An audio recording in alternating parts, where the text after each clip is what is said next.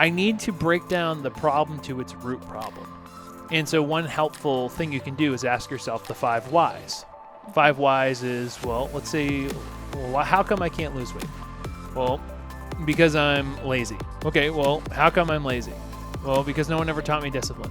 Okay, why do I need discipline? Right? Like you start to kind of break it down and you get to these different questions and you start to shift your lens on how you're viewing the problem.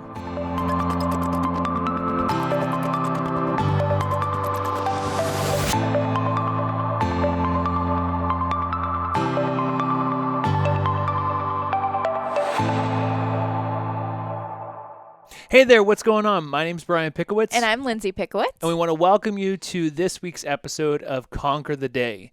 This week, we're going to be focusing on the mindset shifts you need to make in 2024 to not only start to see results with your fitness, but really make this a lifestyle change. One that allows you to not only look your best, but really perform your best in and out of your day-to-day work, whether that's in your business, your career, or with your family.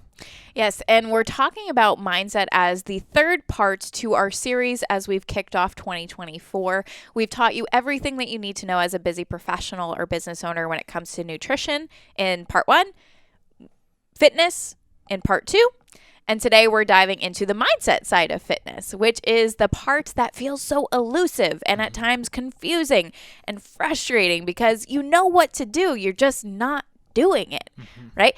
We're going to disseminate this idea of what mindset actually looks like and how you can go about changing yours in order to get yourself to take action, in order to create great results and, as Brian said, perform at your best every day. It all comes back to what's between your ears, and that's what we're going to be diving into today.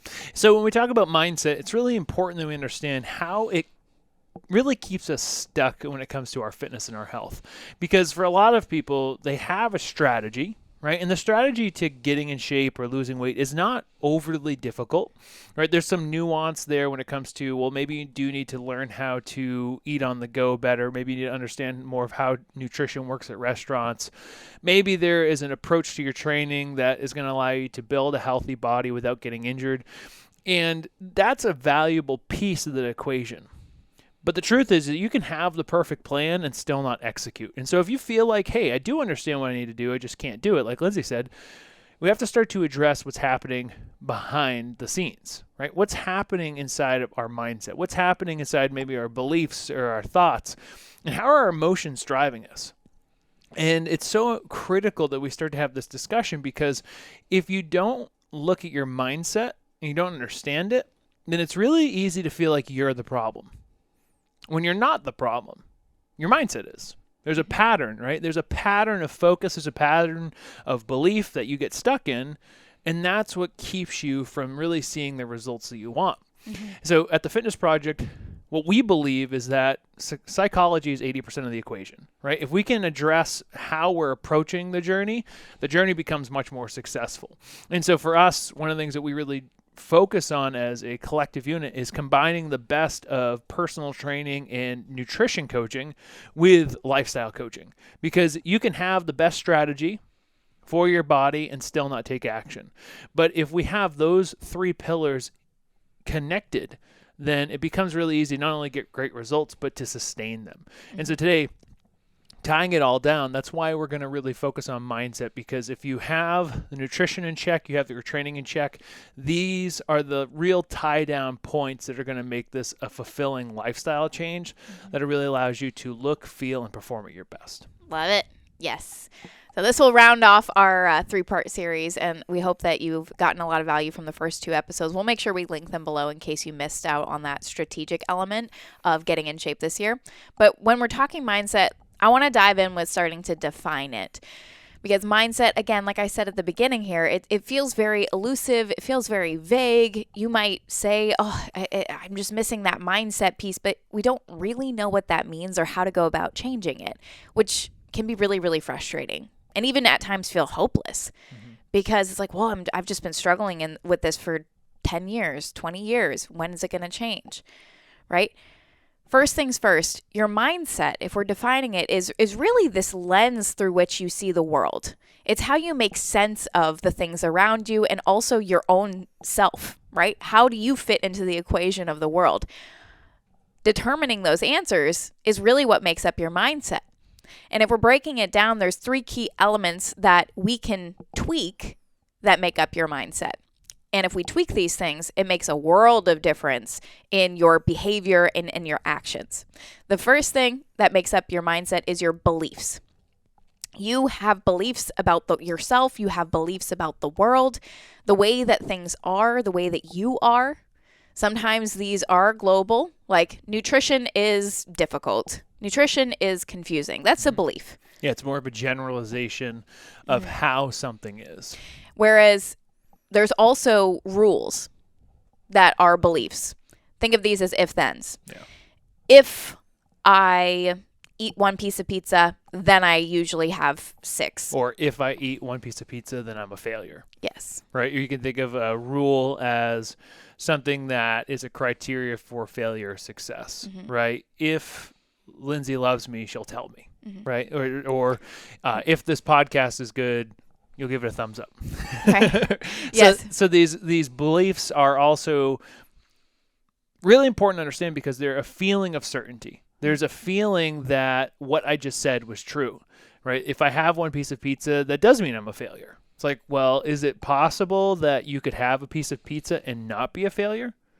What would have to be your belief, right? Well, the belief might have to be that I could be more flexible in my nutrition. Yep.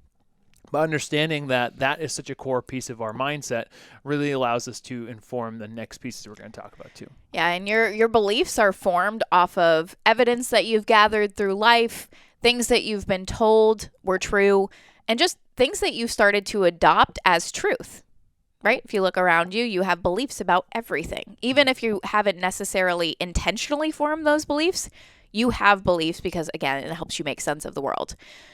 Part 2 of mindset are thoughts. Thoughts are going through your mind all day long. We have thousands and thousands and thousands of thoughts every single day. It's how our brain processes information.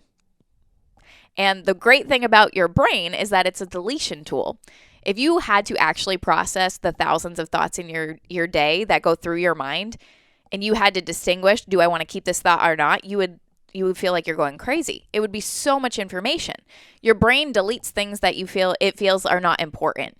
And the thoughts that you hang on to or that you think repeatedly become almost routine because they're comfortable. They make sense. So you just kind of think the same thoughts every day. And we'll get to that later. But thoughts are another piece of mindset. And then the third element that we can really break mindset down to is your emotions. You have more emotions than good, bad, and okay, by the way. There are 6 primary emotions, but then those break off into, I want to say 300 or so emotions, but don't quote me on that. There are 6 primary emotions, though. 4 of them are more on that low and negative side, and 2 of them are on that more positive side, which is, again, a conversation for another day. But the 6 primary emotions, in case you're curious, are anger, fear, disgust, sadness, and then surprise and happiness. Those are our 6 core emotions. Now, you might think, well, I see what you're saying, but how does that make up my mindset? And follow me on this. Your beliefs about the world tend to inform your thoughts. Your thoughts that go through your head tend to inform how you should feel, i.e., your emotion, right? So if you believe that people drive terribly, and then someone cuts you off and you think, oh my God, what a terrible person, then you might feel a sense of frustration or exasperation. Like, oh my goodness, what is wrong with people today, right? Another thought. And then that might cause you to drive a little bit more white-knuckled or a little bit more crazy, depending on the day, right? So you can see your mindset, your beliefs, your thoughts, your emotions, they drive your behavior, which is also why it's so important to have this conversation, right? Well, and the piece around that is that over time, this all becomes a habit of thinking and feeling, right? And so mindset is also a pattern that we fall into, right? So the way that we're thinking, the way that we're feeling, the beliefs we hold about a situation becomes a pattern that over time just gets repeated. And so you can think of this as, again, a habit is any unconscious or automatic behavior that just happens routinely, right? So we're not even aware that we're thinking this way. We just feel like a failure, or we're not even aware that we're in black and white perfectionist thinking. We just are thinking that way. Yeah. And so we all get trapped in different mindsets, and it's really important that if we can change from being unaware to being aware of the mindset, then we can shift it, right? So I can go from being someone who's stuck in a pattern of perfectionism with my fitness and say, oh my God, I need to work out 6 days a week or else I'm a failure. And I'm like, oh, well, is that true? I can challenge the mindset or challenge the belief and say, well, no, it's not true. If I use that curiosity-based mindset to start to inform the way that I'm thinking about the situation, I can then start to change my own lens, right? Well, is it possible that someone who works out 3 days a week is still healthy? Is there evidence that this is true? Well, of course. So the key is understanding that all these pieces that we're going to discuss, whether that's beliefs, thoughts, emotions, we all have conditioned patterns of how we live. Yep. And if we can become aware of what our natural inclination for those patterns are, then we can start to change them. Just like we change our habit of going to the gym or drinking more water.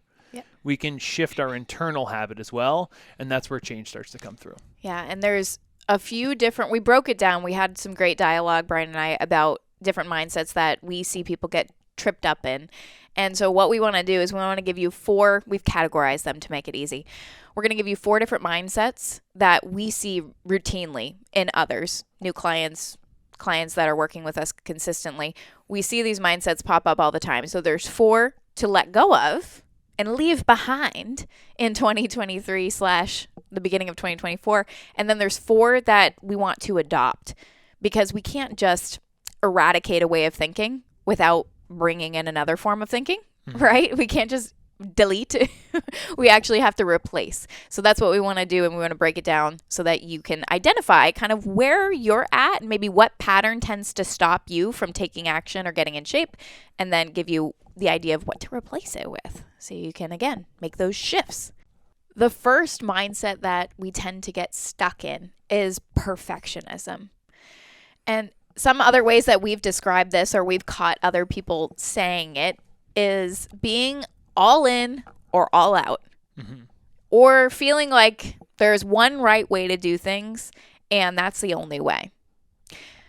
Those are a lot of different ways to say the same thing, that you're striving for some level of perfection. And if you can't hit it, then you're going to go to 0. And this mindset is so... it feels so good, but it's so toxic. Well, it's almost like we give ourselves credit for being perfectionistic. Yes, it's significance. It's significant. Yeah, it gives us a sense of significance, and it gives us a sense of certainty, right? Well, I do hold myself to this high standard, and so, well, this is the standard I hold myself to in my business. This is the standard I hold myself to as a mom or as a father. Well, if I can't do that in my fitness, well, then I'm a failure. And right? it's not that obvious either. No, right? no. And it feels like it's a comfortable blanket because it allows you to generalize things and make sense of the world. I can say, oh, well, this is what success looks like, and if I'm not doing that, I'm a failure. It's like, yes, that actually plays in one of the other mindsets, which is your fear of failure. But this idea that you have to be perfect to get healthy keeps most people from making real change, because the truth is you do not have to be perfect. No one's perfect. And if your job is not to be an athlete, then you don't have to be perfect with how you take care of yourself. You have to really meet yourself where you're at, right? That's the alternative. If you're someone who, let's say, is 50 pounds overweight and you're not taking care of yourself and you feel like garbage, then you do not need to go from 0 to 6 days a week. Yeah. I don't even work out 6 days a week. Like in this season of life, 4 or 5. Yeah. I make sure I'm getting movement in, but I don't work out. I don't push myself like that every single day.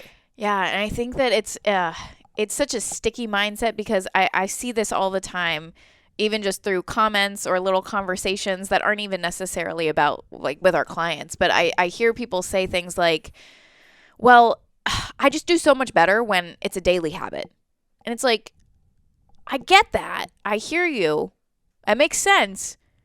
But you don't have to work out at a gym for 45 to 60 minutes daily to see results or to feel good. And the fact that you think that way, like, oh, I just function better if it's a daily habit, that's just another form of perfection that keeps you from taking action, right? Or it does make you feel like a failure if you go to the gym 3 days instead of 5. You're like, oh, I'm inconsistent. It's like, well, you're consistently working out every week, but maybe it's not the capacity that you perceive as like that ideal standard, right?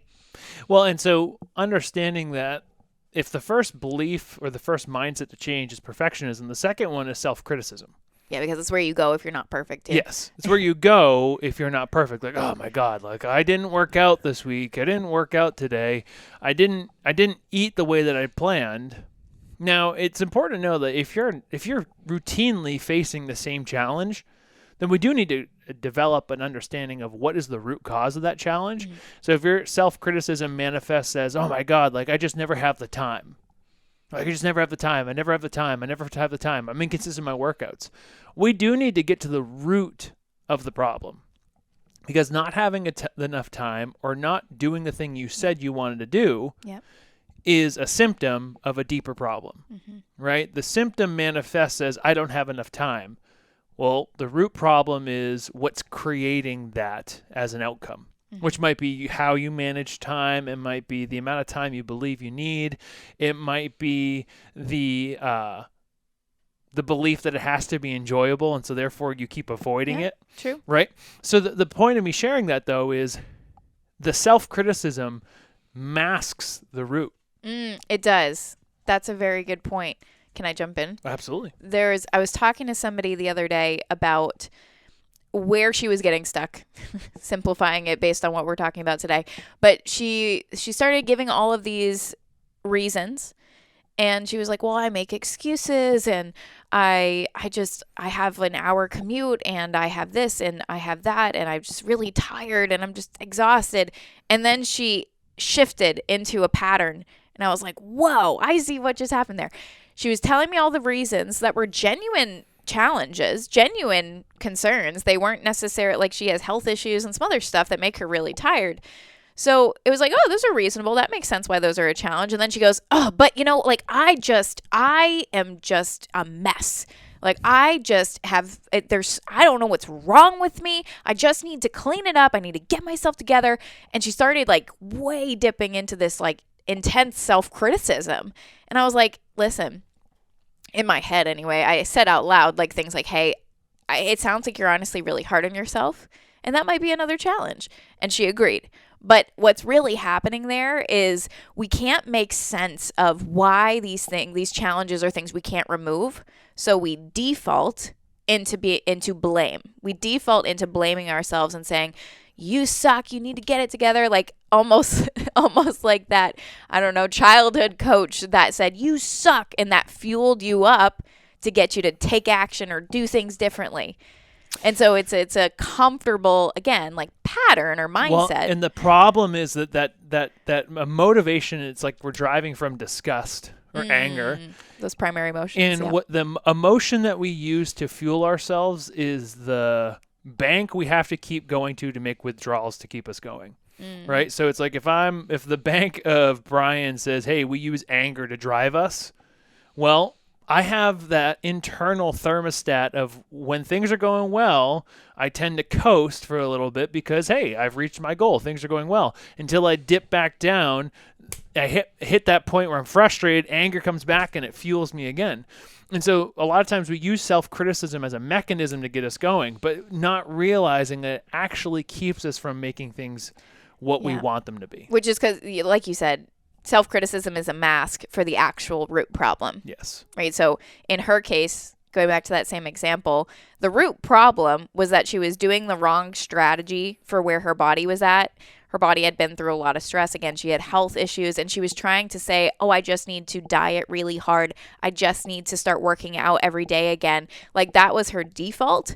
And therefore, she was masking the real problem by saying, like, oh, I just need to get myself together. It's like, actually, we need to just approach this completely differently and get your body healthy. Mm-hmm. And then you can work really hard again. But we need a better strategy.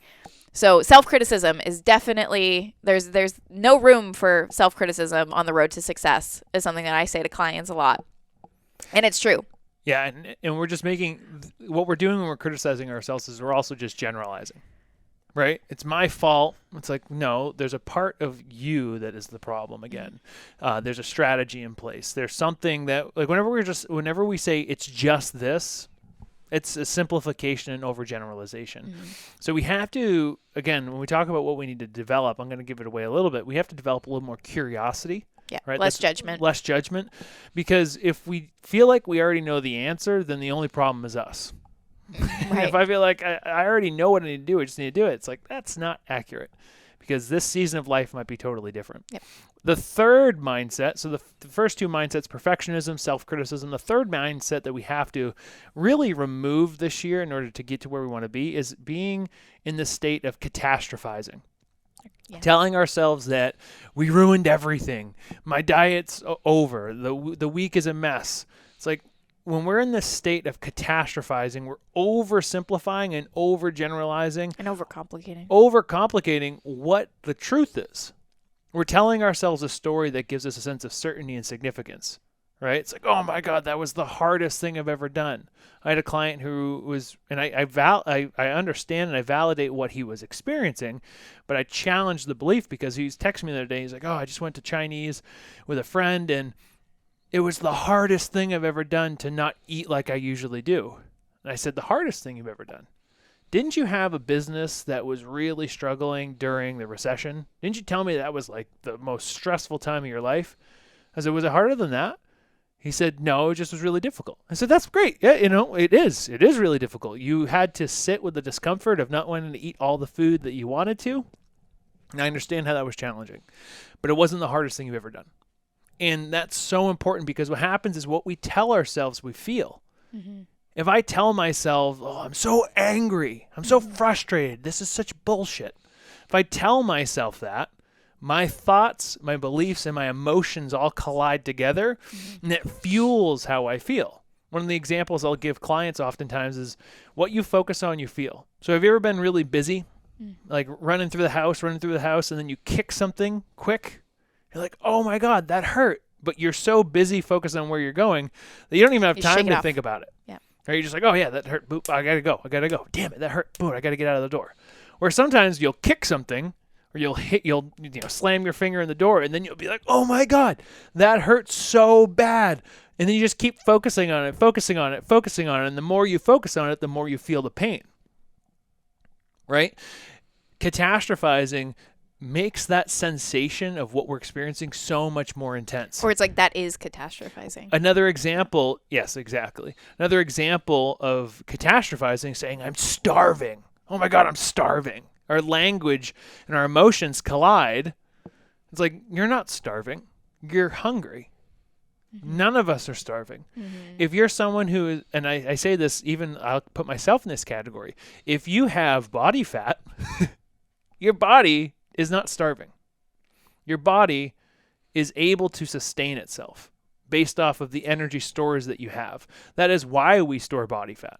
It's a survival mechanism. Mm-hmm. So to tell ourselves I'm starving and really make this intense scene actually increases the intensity around how we're feeling. Mm-hmm. And it makes it so it's harder for us to be present and feel like we can make a smart decision in that moment. Personally, in full transparency, I used to, and still occasionally, really fall into this bucket of being catastrophic with my language and with my mindset. And it's something I've really, really worked on over the last, I would say 6 to 12 months. But while we're talking about it, I think this would be a very good example from like the outside looking in.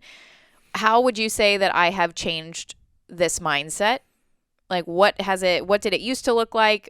How did it manifest? And then after, we'll say I worked on it. Where is it at now? Well, one of the things that you would do consistently, this actually just came to mind, is if things were not going well, let's say in the business, you would say everything's falling apart. Everything's falling apart, or everything's burning down. It's like, no, there's one specific problem that you had that came up that did not go the way you wanted.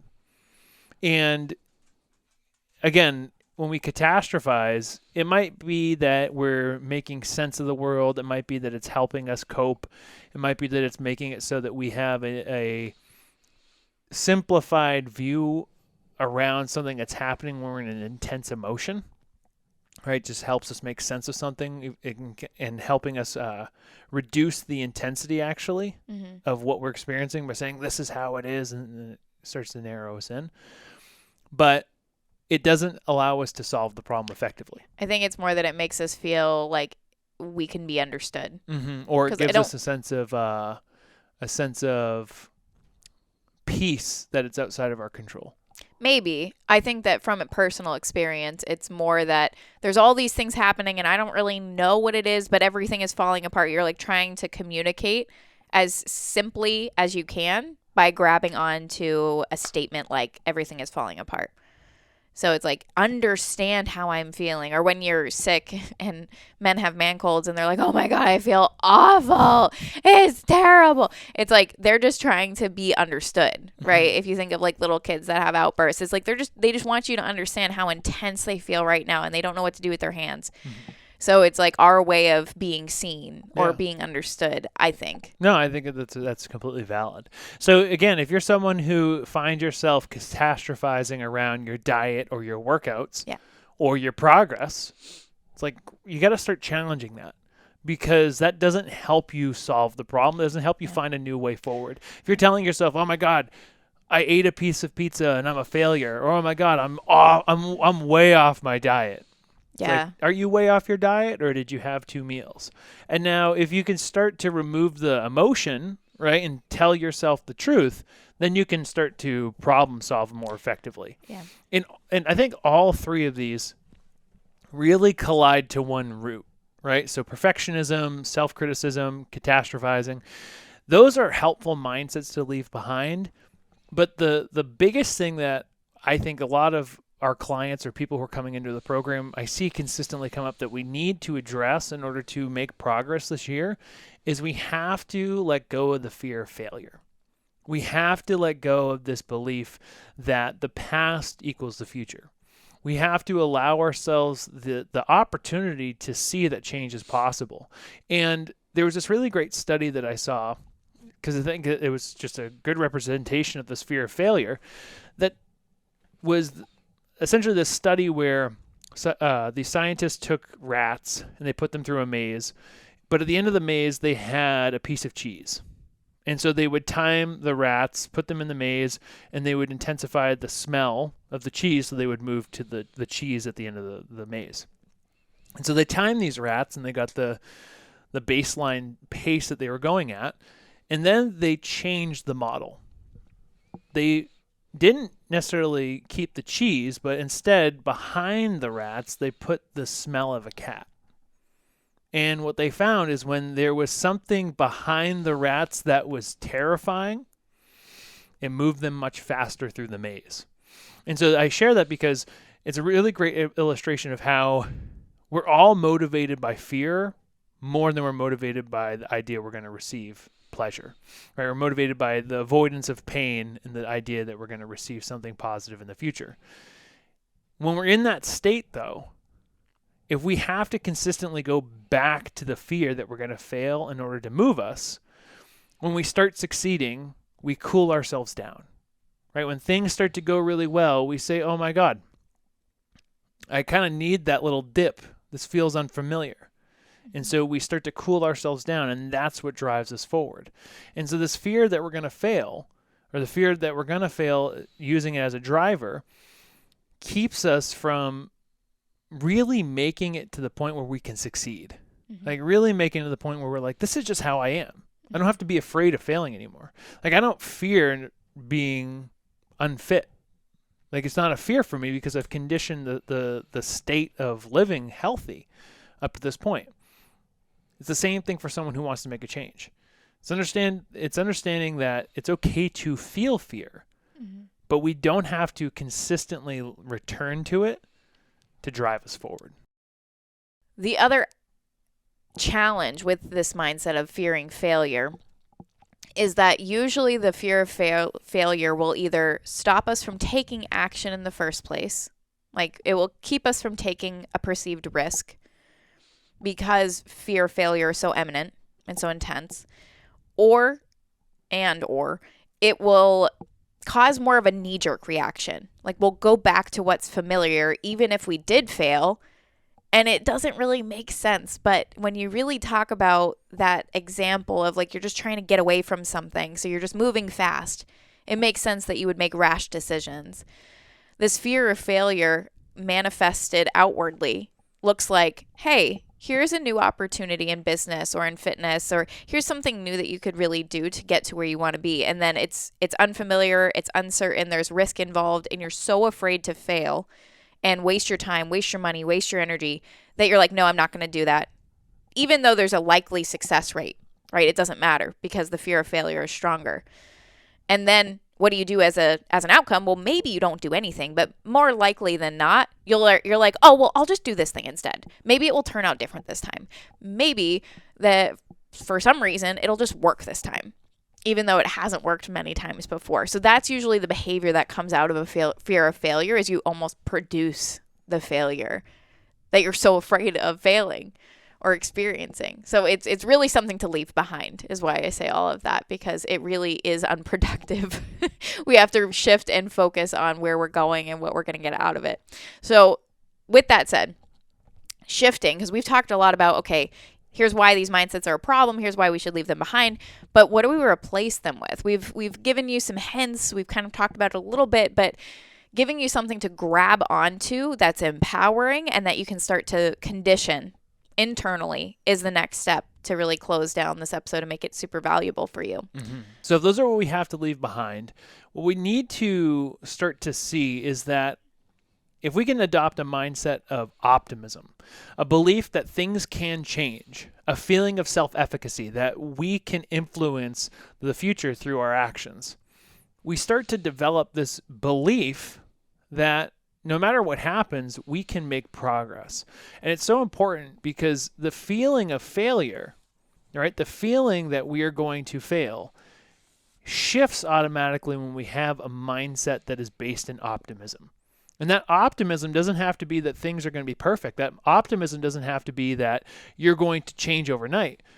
But the innate belief that things can get better actually allows things to get better.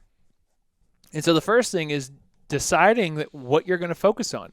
Are you going to focus on all the failures? Are you going to focus on all the reasons why you're not where you want to be? Or are you going to focus on where you're going?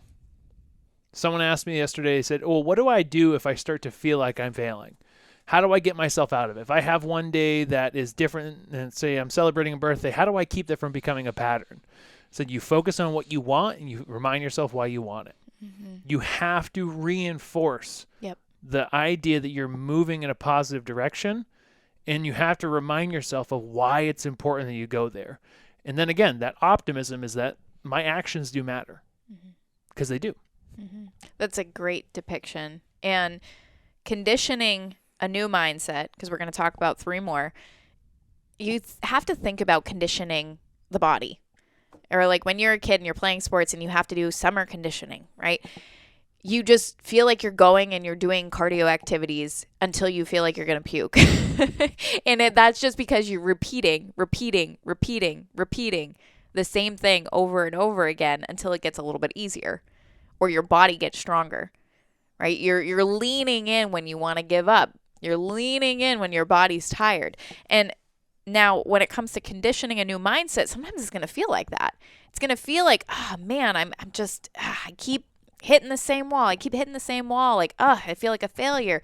And you just feel that over and over. But conditioning the mindset of optimism, to give you the full parallel, is saying, this is really difficult.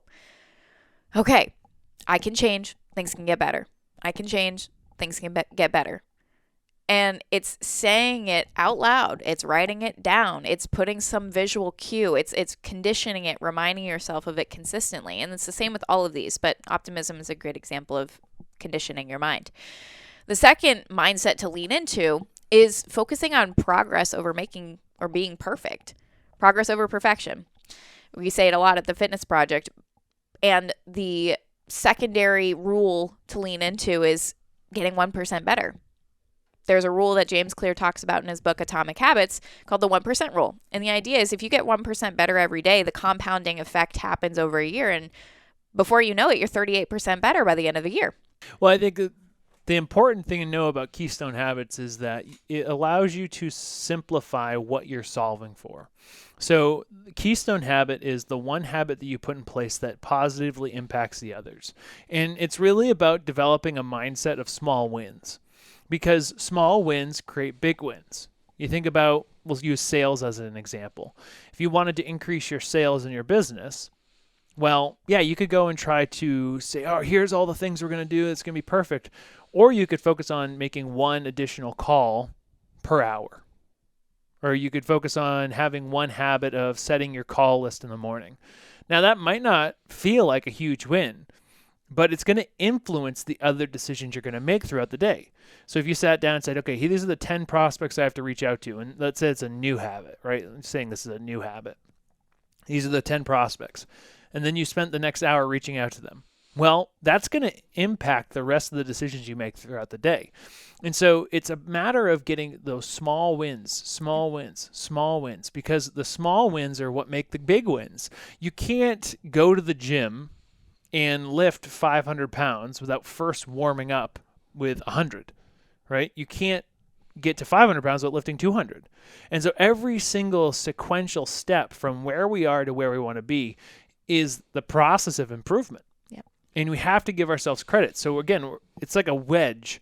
A Keystone Habit is like a wedge. Instead of attacking the wall at 100 different places, I'm going to attack it at one spot.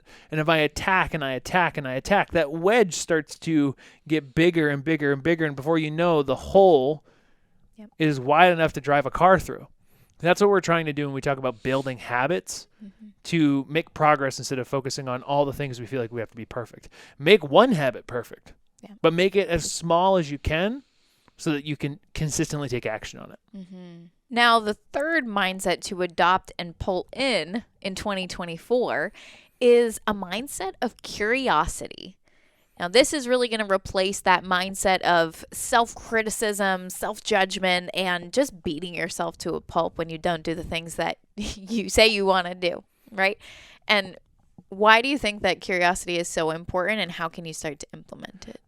I think that the mindset of curiosity is so helpful because it allows us to better process what we're experiencing. And so when we're stuck in a state of, let's say, self-sabotage or perfectionism, we believe that we know the answers. And oftentimes the answers that we're getting are based off the questions that we're asking, right? So why am I such a failure when it comes to losing weight? Well, it's because you have no discipline, right? That might be the answer I'd get based off that question. So curiosity instead might be elevating the kinds of questions I'm going to ask myself. Well, how come I repeatedly keep falling off the track of being consistent? Well, I don't have enough time. Okay, well, what is it that's leading me to not have enough time? Right? I'm in that curious-based mindset. And that's allowing me to properly analyze the situation. I need to break down the problem to its root problem. And so one helpful thing you can do is ask yourself the 5 whys. 5 whys is, well, let's say, well, how come I can't lose weight? Well, because I'm lazy. Okay, well, how come I'm lazy? Well, because no one ever taught me discipline. Okay, why do I need discipline? Right? Like you start to kind of break it down and you get to these different questions and you start to shift your lens on how you're viewing the problem. Because oftentimes the answer that we're getting is not the proper answer. Right? The first one that comes up, it's like it needs to go deeper than that. And so a good example that I can use, curiosity can inform how I'm eating food, right? Let's say I'm sitting there and I'm starting to eat something that's really sweet and I feel like I need to have another plate or something, another bowl of ice cream. I can ask myself, okay, what's motivating me to want to eat this? Well, it tastes really good. Okay, well, do I really need it? No, I don't really need it. Okay, well, what's actually going on that's motivating me? Well, I'm really bored, right? I can ask myself these curiosity-based questions and arrive at a different conclusion, arrive at a different answer. And that is the process of effectively changing, whether that's a belief, a belief, a thought, an action. That curiosity-based mindset allows us to shift what we're experiencing and take a more productive action in the future. Yeah, well, the biggest thing that's different in those, you can ask yourself the same question with two totally different emotions. You can be in a state of anger and judgment and ask a question, or you can be in a state of curiosity. And I would almost say curiosity comes with this, like, just a different type of playful emotion. So I can say, why are you doing that? Which is like very judgmental and angry, right? Or I can say, I wonder why I'm doing that. Well, perhaps it's because of this. Oh, well, why would that be the case? Like, you start being playful with it. So just that mindset and that state of curiosity says, I don't already have the answer. I wonder what the answer might be. Let's explore it. And it just lets you find different answers that you might not find otherwise when you're in that pressing, forward, angry state of action. So it's counterintuitive, but it works really, really well to get yourself unstuck. And the last and the fourth mindset that you want to adopt and pull in is a mindset of growth. A mindset of growth says things like, what am I learning from this? What am I gaining through this process? What could I learn and then do differently here? Is there something I'm missing that maybe, again, I could learn more about or that I could perform better with? Right? Is there some, it's kind of the combination of curiosity that leads you, or I guess the mindset of curiosity that can lead you to growth.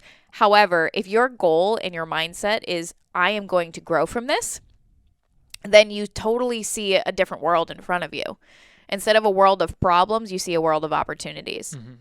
Instead of a journey laden with barriers that's so difficult, you see a ton of opportunities to get stronger or to improve yourself.